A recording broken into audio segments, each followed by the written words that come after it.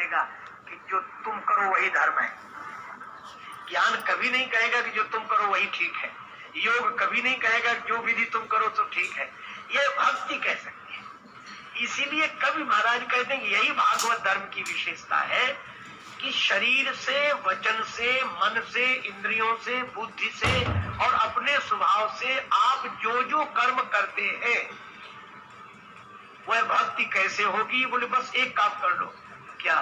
नारायणेति समर्पयेत तत्, वह सब भगवान को अर्पण कर दो, बस इसी का नाम भक्ति है। यही भागवत धर्म है। अब भगवान को सौंपें कैसे, समर्पण कैसे करें? यह भी बात है। देखो, अपने स्वभाव से जो कर्म करें तो स्वभाव तो अच्छा नहीं है, तो क्या भगवान को सौंपने लायक है? अच्छा, यही बात गीता में भी कही गई। भगवान श्री कृष्ण ने अर्जुन से यही कहा, यत करोसि, यत करोसि माने जो करो, यदश्नासि जो खाओ, यत जुहोसि ददासि, यत जो हवन करो और जो दान दो, यत तपस्यसि कौन्ते जो तप करो, तत् कुरुस्व मद अर्पणम, वह सब मुझे अर्पण कर दो। तो अर्पण कैसे करें? देखो, अर्पण करने का एक ही उपाय है। क्या? कि काया के माध्यम से, वचन के माध्यम से, मन के माध्यम से, इंद्रियों के माध्यम से और बुद्धि और स्वभाव के अनुसार जो कुछ हो रहा है उसे यह मान ले कि इसके मूल में भगवान ही प्रेरक है, भगवान की प्रेरणा से हो रहा है। हे भगवान, आप ही सब कुछ करा रहे हैं। बस ये विचार आते ही भगवान के प्रति यह कर्म समर्पित हो जाएगा, क्योंकि आप करा रहे हैं। ना हम करता, हरि ही करता, हरि ही करता केवलम। हे प्रभु, यह आपकी प्रेरणा से हो रहा है और इसका फल भी आपको ही समर्पित है। यह है भगवान के प्रति समर्पण। और इसीलिए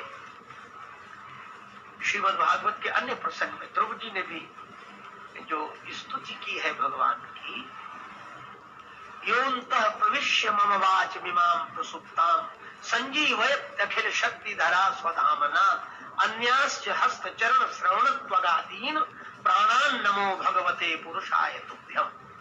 उसमें कहा गया, ध्रुव जी कहते हैं कि हे भगवान, मैं आपको प्रणाम करता हूँ और आपका स्वरूप कैसा है?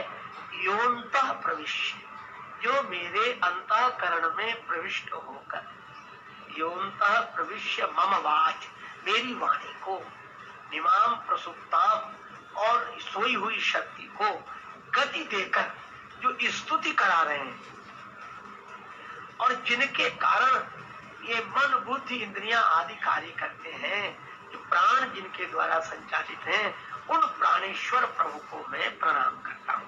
अब यहाँ बड़ी अच्छी बात है, स्तुति सुनने वाले भी भगवान हैं।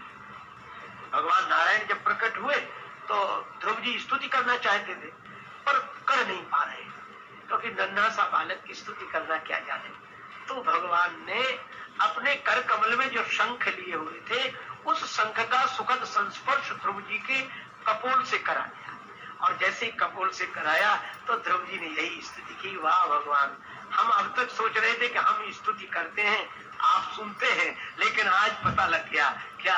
बोले बाहर बैठकर स्तुति सुनते हो और भीतर से स्तुति कराते हो।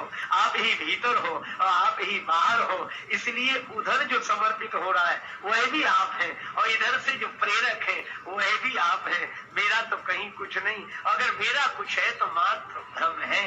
और ऐसा भाव आ जाए, यही भगवान के प्रति समर्पण है कि मेरी इंद्रियां तुम्हारी शक्ति के बिना काम नहीं कर सकती।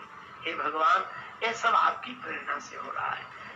मेरी श्वास भी आपकी प्रेरणा से चल रही है। मेरा जीवन आपके द्वारा दिया हुआ है। मेरे स्वभाव के द्वारा जो कुछ भी हो रहा हो प्रभु, वह आपको ही समर्पित है।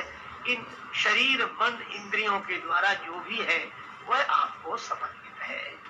यह समर्पण का भाव हुआ। लेकिन इसमें एक लाभ और भी है। एक कथा मैंने सुनी थी, एक संत का अनुभव था। उनके पास एक शिष्य आया, बोले महाराज, मैं आपके द्वारा दीक्षा लूंगा और आपका शिष्य बनूंगा, बाकी सब बात मानूंगा, और मैं शराब पीता हूँ, वह नहीं छोड़ सकता। इस शर्त पर दीक्षा देनी हो तो दो। अच्छा, महात्मा भी कितने दयालु होते हैं। संत कहते कि अच्छा ये कोई बात हुई, पहले शराब छोड़कर तब दूंगा दीक्षा। पर महात्मा बोले अच्छा आप देते हैं, कोई बात नहीं, मत छोड़ना। उसको लगा कि ये गुरुजी बढ़िया मिले, छुड़ाते ही नहीं है तो दीक्षा। महात्मा बोले बस हमारी एक बात मान लेना। बोले सब मानेंगे, एक क्या? शराब नहीं। बोले एक काम करना। क्या? बोले जब शराब पिया करो तो हमें याद कर लिया करो, बस और कुछ पियो, खूब डट के पियो।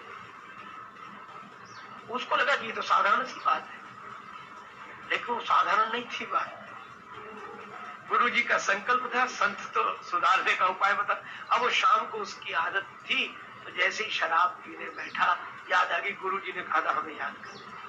अब जो गुरु जी का ध्यान किया तो उसे प्याले में इधर उधर वो गुरु जी का दिव्य स्वरूप दिखाई दे, उनकी बड़ी बड़ी आंखें दिखाई दे, मधुर मुस्कान दिखाई दे, और उसे ऐसे लगे जैसे गुरु जी वहीं खड़े कह रहे हो, क्यों शुरू कर दिया, पियो पियो, कोई बात नहीं, पियो। उसको इतनी शर्म लगी, इतनी गिलानी हुई कि पी नहीं सका। 8 दिन बाद आ गया, बोले महाराज वो तो छूट गई। गुरु जी बोले हमने तो कहा नहीं था कि छोड़ो। बोले कहा तो नहीं था, पर आपकी याद करने से ही छूट गई। मैं भी आपसे यही कह रहा हूं कि यद्यपि यह कहा गया कि आप अपने स्वभाव के द्वारा, मन इंद्रियों के द्वारा, वाणी और काया के द्वारा जो करें वह भगवान को अर्पण कर दें, लेकिन इसमें समर्पण के भाव से अगर करेंगे कि भगवान आपकी प्रेरणा से हो रहा है और आपके प्रति मैं यह समर्पण कर रहा हूं, जैसे ही आप भगवान का चिंतन करेंगे, कोई भी कार्य हो और तुरंत सोच लें कि भगवान की प्रेरणा से हो रहा है, भगवान का स्मरण होते ही कर्म अपने से पवित्र हो जाएगा।